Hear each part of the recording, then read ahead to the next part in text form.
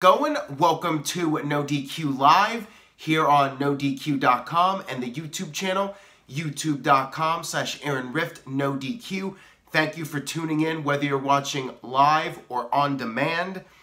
WWE Clash of Champions 2017, the final WWE pay-per-view of 2017 is now in the record books.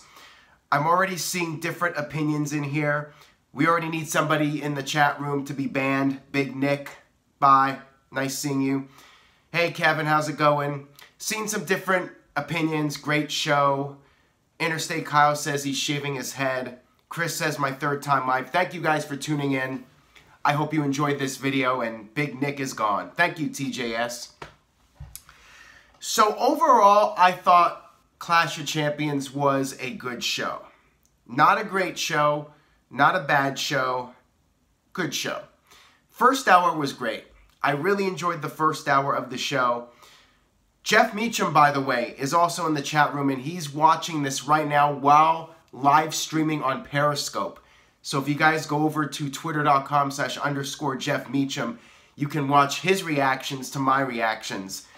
This sounds like, what's that movie, Inception, where maybe somebody could watch Jeff's reactions to my reactions, and then somebody could watch that guy's reactions to Jeff's reactions to my reactions. Anyways, I'm getting all off topic here. Let's go ahead and talk about the show. We have somebody watching from Melbourne, Australia, Damien. Thank you for tuning in, Damien. And by the way, this is day 10 of the 12 days of No DQ Live. I'm still here. Still don't have much of a voice trying to get through this. But let's go ahead and talk about the matches. First, we had the kickoff match. The kickoff match was Mojo Rawley, with brand new entrance music, by the way, versus Zack Ryder. This was pretty much exactly what I expected. It was back and forth, but mainly it was to showcase Mojo Rawley and establish him. What do you guys think about his entrance music? Sam says music was eh. Adam says get out Mojo. I thought the music was okay, but nothing memorable. It's not like the Bludgeon Brothers theme song where the first time I heard it, I'm like, this is a badass theme song. I thought Mojo's song was just okay. It was a bit generic. LaShawn Davis just left a $2 super chat donation. Thank you, LaShawn. If you have a comment you would like me to read off, please, by all means, go ahead and leave a comment. TJS said stupid dubstep. There you go. Todrick says, meh, 4 out of 10. CC Drink said, did not like the music.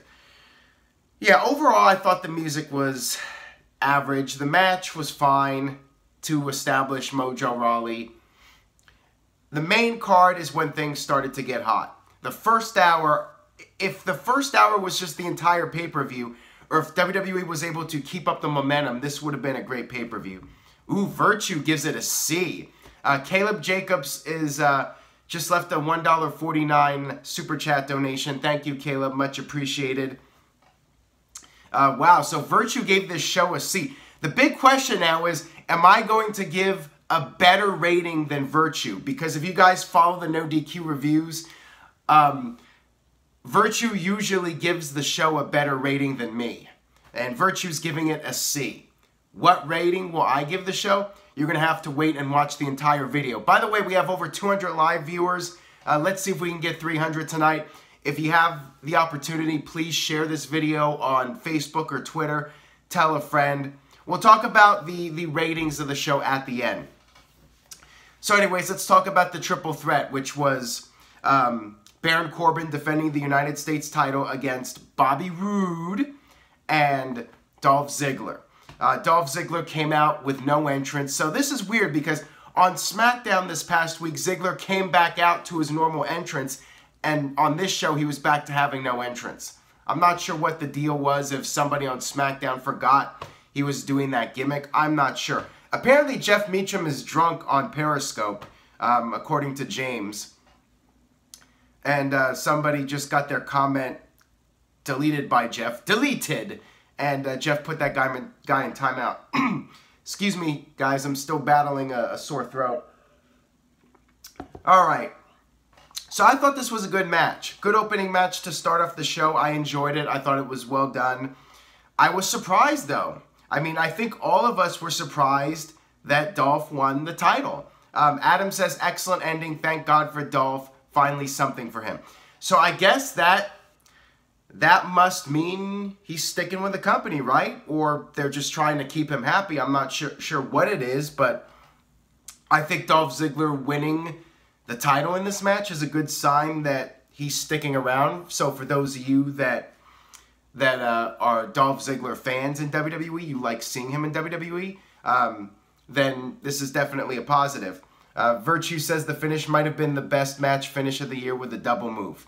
Yeah, that was pretty awesome. Wrestling Historian says good finish and glad that Dolph won.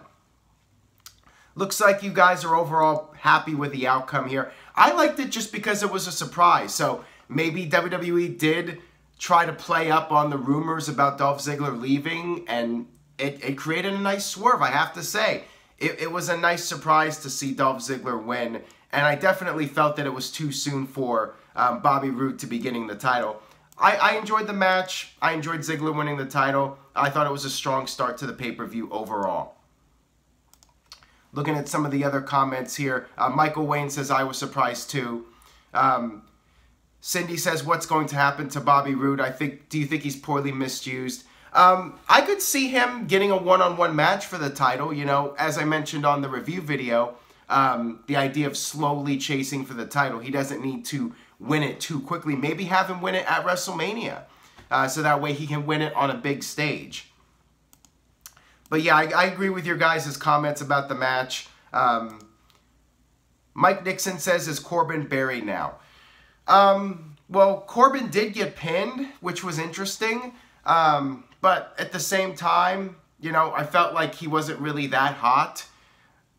I was, like I said, surprised about Ziggler winning, but I still feel it's too soon for Bobby Roode to be getting the title. So, I mean, this is fine. You know, if it's going to lead to Roode eventually getting the title, then I don't think it matters who's champion, whether it's Corbin or Ziggler. Mike Hunt just sent in a $2 super chat donation. Thank you for that. Much appreciated, my friend. Damien says Corbin's hairline is not doing him any favors. Faceman Buddha says, yo, Aaron, crappy pay-per-view once again. 2 good tag matches, though. Yeah, I agree. The tag match, well, at least one really good tag match. So let's talk about the Fatal 4-Way, which I thought was the match of the night. Again, the Usos are involved in the match of the night. I have to say, WWE should just put the Usos in the main event of every WWE pay-per-view because these guys continue to deliver on a regular basis. TJS says Rusev Day was so damn over. Was it just me or did Rusev get the best reaction on this entire show? I mean, he was like the most over babyface. Maybe AJ Styles got a bigger reaction, but the crowd loved Rusev on this show, and it brought great joy to me. As you guys know, I love this Rusev Day gimmick, and I was not expecting Rusev and English to win the tag team titles, which they did not. So I wasn't too disappointed because I wasn't expecting it to happen. I did love the song, though, the 12 Days of Rusev. It's Rusev Day on the 12th day of Rusev, blah, blah, blah. And that's enough of that. I'm not going to sing anymore, otherwise I'll lose all the viewers. And we're almost at 300, by the way, so I better stop singing before I lose the viewers. Great match. I really enjoyed it. Ooh, LaShawn, he left a super chat donation, so I cannot say anything bad about him, but he, no, actually that was Billy that said it. Okay, LaShawn asked about Rusev turning face. He might as well. The crowd loves him so much. Billy says Rusev Day is annoying. Billy's the one that I got a rant on. Shame. Shame on you. Gable was awesome tonight. I agree. The thing I liked about this is Gable was the one that took the fall in the match, but before he got pinned, he got to do all the suplexes on a bunch of different people, and I thought he looked really good. I thought that was one of his best moments, perhaps since debuting on the main roster. I mean, that was a great sequence for Chad Gable to get those suplexes in at the end before taking the fall. I liked that a lot. Ace69 Gamer just left a $2 super chat donation. AJ Styles versus heel Bobby Roode for the title at the Royal Rumble. There you go. There's an idea. Jeff says, Aaron and I singing for Survivor Series became a train wreck quickly. Damien says, Virtue was stuck on that Russo Kool-Aid. Yeah, as Jeff put it, Jeff Larson, I should say, not Jeff Meacham, Gable got over while getting pinned. I liked it. I liked the fact that Gable got to do that stuff before he took the pin in that match. So yeah, this match was awesome. I love the Usos. Very fun to watch. Ooh, Master Gordon just left a $10 super chat donation. Can I have a no DQ shirt? Just buy one. If you're gonna send super chat donations, just go over to ProWrestlingTees.com, search no DQ, and you can pick up a t-shirt. Alexander Pershing just left a $2 super chat donation. It's Rusev Day. Now what's next for Jinder? I will talk about what's next for Jinder in a few minutes here when we get to the main event. And Damien wants to know if we have officially hindered Jinder. Again, I'll get to that in a few minutes here. One match at a time here. TJS, how do you feel about the New Day pancakes? I think it's lame. I mean, I feel like they're just grasping for straws, trying to keep the act hot. But in the ring, the New Day, they wrestle great. I love the stuff Kofi did in that match. Master Gordon left another $5 super chat donation, but I want one from you. All right, well then email me, nodqmisc@gmail.com, and I'll mail you a shirt then, if that's what you want. I'm not sure if you would like me to sign it or the reasoning behind me ordering a shirt for you, but if that's what you would like, then I will do that. Jeff Meacham says it is from us, just buy it. Well, there you go. Jeff Meacham says no free shirts. Wow, Jeff really is drunk. Future Shocker 16 left a $2 super chat donation. Mahal can go back to the lower card where he belongs. Ouch. That's brutal. That is savage right there. That's not only savage, that is vicious. Ooh, Jeff made a good point. He wants your address, no freebies. Very good point, JM. Anyways, I enjoyed that match a lot. First hour was fantastic. Then we had the second hour, and that's where I thought things started to decline. You had the women's match, the Lumberjack match, which it felt like a Divas match more than a modern WWE women's match with the Lumberjacks or Lumberjills. I think they were called Lumberjacks. Correct me if I'm wrong. I don't recall them saying Lumberjills during the match. Master Gordon just left another super chat donation. Yes, I want you to sign it. Love you, Jeff. All right, then I will order you a shirt and sign it. Email nodqmisc@gmail.com with your information, and I will get that out to you. Anyways, here, back to the match. The women's match. I just thought it wasn't that good.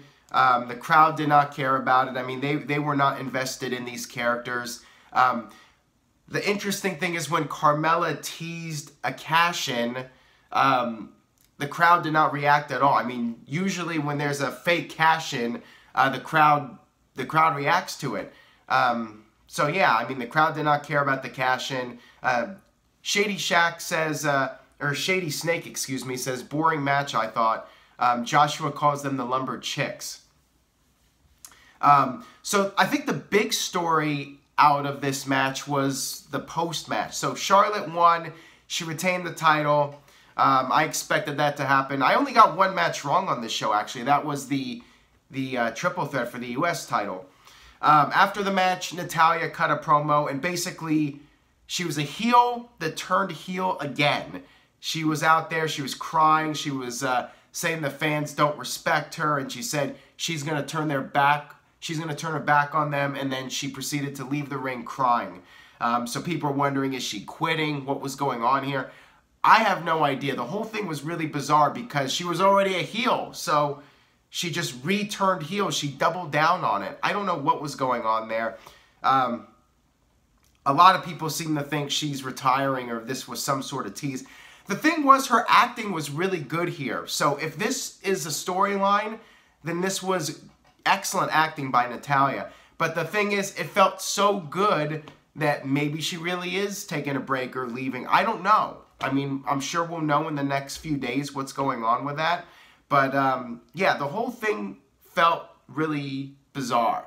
I'm not sure what's going on with that. TK says the acting was spot on.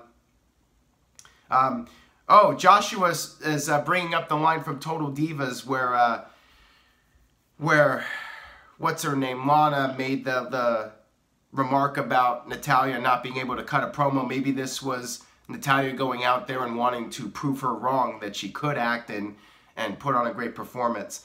I thought it was a great promo. I mean, her crying, it felt legitimate, and people are wondering if she's retiring. So I think she did a good job. You know, if it's an act, she did a really good job with this. Crying doesn't make a promo good, says Alexander. Well, the thing is, sometimes your crying doesn't come off as authentic, and I felt in this segment it did. I enjoyed it. And the fact that you guys are questioning if it's real or not, or if she's retiring or whatever. Jeff says my feed keeps stopping and going. Well, what else is new? That seems to be an ongoing problem here on the YouTube channel. That and the fact that the videos keep getting flagged for not being advertiser friendly, and then I submit a counter, and then every single time I get an email saying, great news, your video has been manually reviewed and approved for all advertisers. Literally every single video. So yeah, that's a bit annoying. YouTube can be annoying at times, what can I say? The technology is still a work in progress. I don't think it's my internet. My internet is great. I never have problems with the internet. It's got to be something through YouTube. It's just the technology isn't there for the live streaming. And I'm recording this on an iPhone, and I got top-of-the-line Wi-Fi, so there shouldn't be a problem.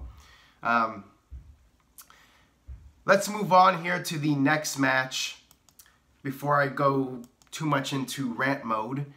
Bludgeon Brothers versus Breezango. Not much to say about it. It was... excuse me, again, sore throat here. This is what happens when I do 10 straight days of videos. The Bludgeon Brothers match was what I expected pretty much exactly. Brian Watts says, this is my first time watching live. Thank you for tuning in. I appreciate it. You know, it was fine. I know some people were upset about it. Joshua's upset about it. He says Breezango should not be enhancement talent. The thing is, they are, though. They have been for months. They're a comedy tag team. This was perfectly fine. I had no problem with this whatsoever. I enjoyed the beatdown. I know some people like Breezango and feel they should get pushed, but they've been a comedy team for the longest time. I saw no problem with them getting squashed. I was fine with it. I actually thought maybe they would get a little bit more offense since they're not an enhancement team, but I mean, they're just one small step above that. Cindy says there was no crowd reaction for the Bludgeon Brothers. Well, the crowd did chant "what" at them when they did their post-match promo. So the other problem with this second half is that I'm not sure if you guys felt the same way, but for me it felt like there were a lot of filler promos, like advertisements for the network, advertisement for the Royal Rumble, advertisement for something else, backstage promos. It just felt like there was a lot of filler to get the show moving without actually having matches, you know? So I don't know if you guys felt the same way, but it felt like there was a lot of filler in that second hour. Cool Hand Dylan says Rowan sounds kind of scary. Braden says, should Harper be the only one on the mic for the Bludgeon Brothers? I don't know about that. I feel like maybe they need to try something different with the promos, because in this case it didn't work. Crowd was just doing the what chants at them. Brian Watts just sent in a $2 super chat donation, and Master Gordon just sent another $2 super chat donation. Are you and Jeff going to the Royal Rumble? No, I have no interest in traveling to Philadelphia for that. TJS, what's in the cup? Orange soda? Okay. TJS was really dying to know what was in the cup. I should be drinking something better than this if I have a sore throat, but whatever. Sipping that gin and juice. There you go. JV, hello. Thank you for tuning in. All right, let's move on here to the next match, which is what I thought was going to be the final match of the show, but ended up being the semi-main event, the tag team match, Kevin Owens and Sami Zayn versus Randy Orton and Shin, with Shane McMahon and Daniel Bryan as the special guest referees. This match was a bit of a train wreck, in my opinion. It just felt like it was too confusing what was going on, and you had both Shane McMahon and Daniel Bryan trying to count at the same time, and their counts were out of sync, and then they were cutting the ring in half, so Bryan would count the fall on one side, and Shane would... See, I'm getting confused just talking about it. It's too messy, as Michael Pollard says. TJ says it was predictable. Walter says it was a mess. No DQ is my religion. Thank you for that. Taze says, I think it was dumb.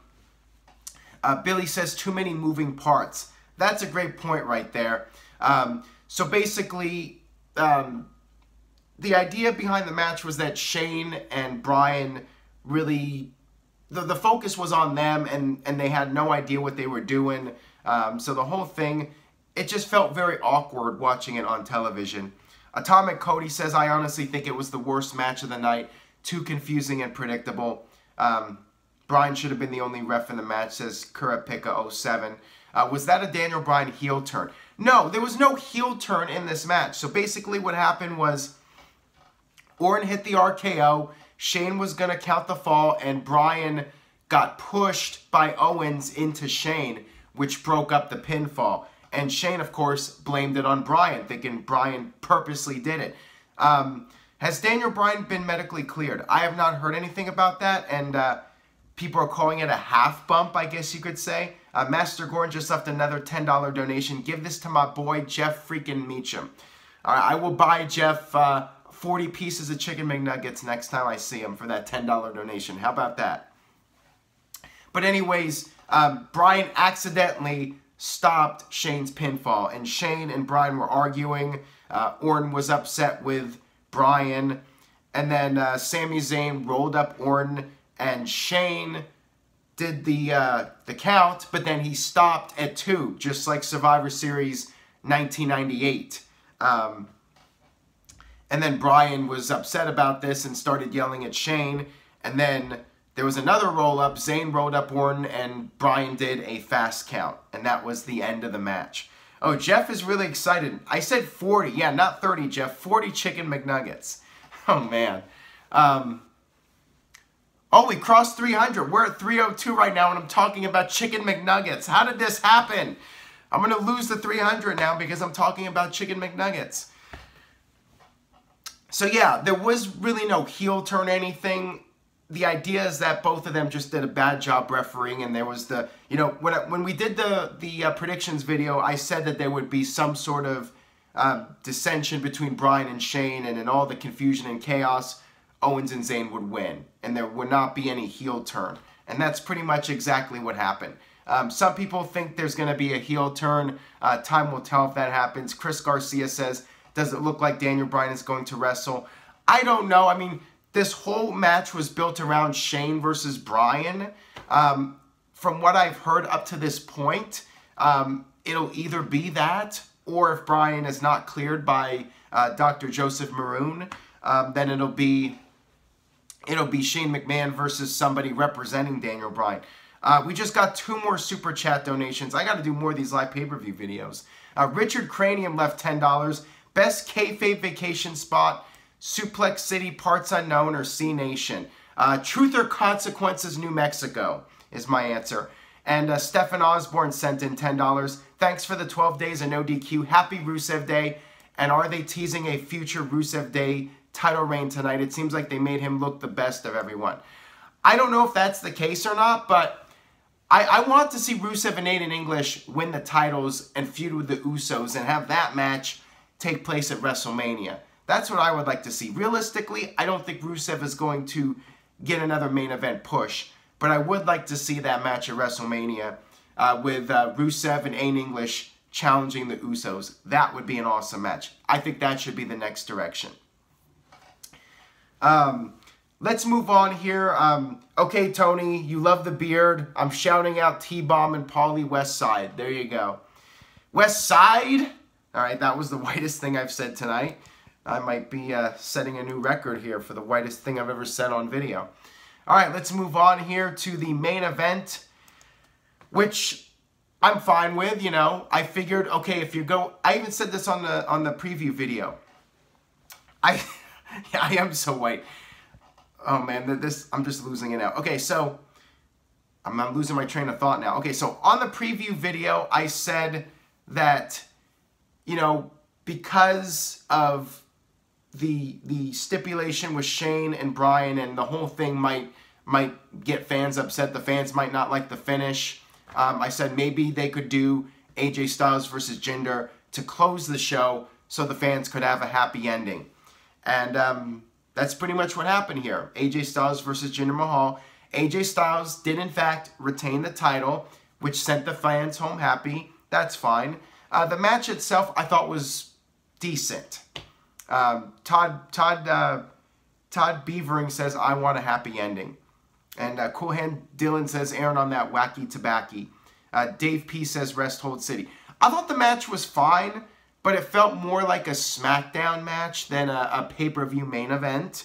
And I just don't care about Jinder's character. That's the problem. If I was more invested in Jinder Mahal, I think I would have enjoyed the match more. Jinder tapped out and AJ kicked out of the Colossus. Hold on a second. Richard Cradium left another $5 super chat donation. Is Nakamura now the favorite to win the Rumble? If so, who wins at Mania? AJ or Shin? I think it's got to be, at this point, either Shin or John Cena. Because I think because Raw is having the Elimination Chamber, it makes more sense for a Raw superstar to win an Elimination Chamber to challenge the champion, and therefore a SmackDown superstar wins the Rumble. But at least that's what I think is going to happen. So, is Jinder done now? Is the push over? AJ kicked out of the Colossus, and then AJ tapped out Mahal. Which, if AJ's going on to WrestleMania, this is how it should be. You know, I do think it's the end of Jinder Mahal's main event push. Where does he go from here? Will he go into the mid-card? Will he feud for the U.S. title? I don't know what's going to happen to Mahal at this point. Anything's possible. Virtue says, good night, Jinder Mahal. TJS says they're using the red swoosh on the championship again. I have no idea why they took it off in the first place then. Cool Hand Dylan says Jinder got hindered. Billy says at least no more Jinder. Cindy says RIP to Jinder's main card.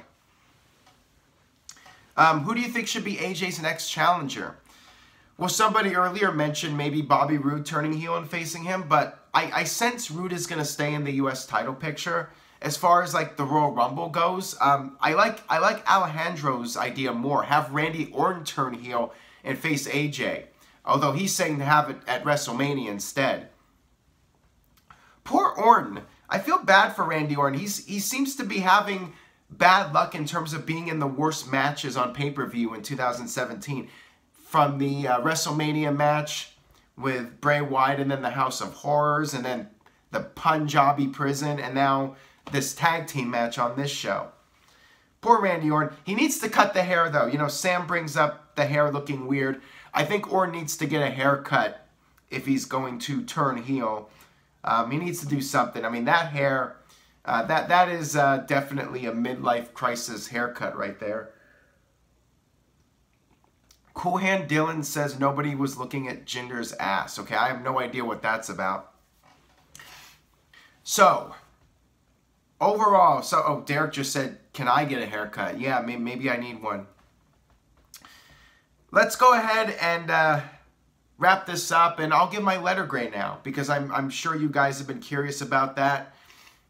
Letter grade. So, Virtue gave it a C. I will give it a C+. First hour was an A. Second hour was B-. Third hour was maybe a C-. Yeah, I would say a C+. pretty much an average pay-per-view, maybe a little slightly above average because of the Usos. Richard Cranium left another $2 super chat donation, and the answer to your question is no. Not going to happen. I'm seeing a lot of B-minuses here, C+. Billy says barely a B-. See, if you take out the first hour, I felt it was a below average show. I think it was the first hour, in particular the Usos match, that bumped up this show a little bit. So I would say C+. C+, you know, not... It was a fairly forgettable show. I mean, we'll see what happens with Daniel Bryan and Shane McMahon, what that leads to. AJ Styles and Mahal was just very, very standard, and much of what was on the show was standard. So yeah, I'm going to stick with the C+ as my rating. Anyways, that will wrap it up for this video. I would like to thank you guys for tuning in. Pick up a t-shirt over at ProWrestlingTees.com, search No DQ, or check out the link in the description box. No DQ Virtue says C for Clash. There you go. So I did give a better rating than Virtue. And thank you guys for your super chat donations. I appreciate it. Happy Rusev Day. Happy holidays. I'll be back tomorrow night for the 11th straight night of No DQ Live. And then Tuesday will be the 12th and final night of 12 days of No DQ Live. Again, thank you guys for tuning in and watching. And the panel will be doing a video soon to get everybody's thoughts on the pay-per-view. That will be coming up in the next few days, so look out for that. Subscribe to the channel if you're watching for the first time, or if you just haven't gone around to it. Go ahead and do so, and I'll see you guys next time. Have a good night.